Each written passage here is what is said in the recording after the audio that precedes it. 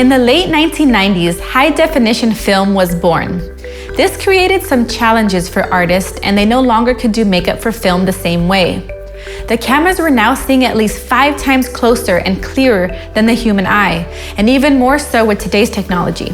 So the traditional talc-based setting powders that once looked great on film were now making the skin look dry, matte, and unnatural. After testing many powders, they found that the ingredient silica, which is the main ingredient in HD powder, reflects light, giving the skin a natural appearance while blurring out texture. But that's when using continuous lighting in video. It's a whole different story with flash photography. When there is a burst of strong light from a flash, the silica will reflect the light just as strong, causing the super white cast in the area the powder was applied.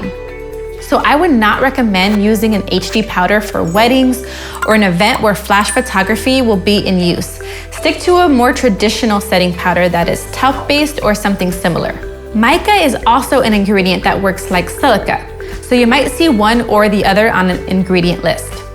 Now there are powders that have a mix of talc and silica or mica that is fine to use for all formats, video and flash photography. You just want to make sure silica is not the main ingredient, which would be the first one on the ingredient list.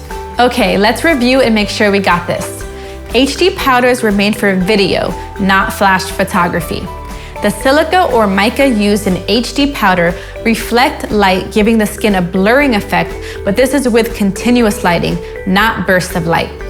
For bursts of light or flash photography, use a powder where silica is not the main ingredient.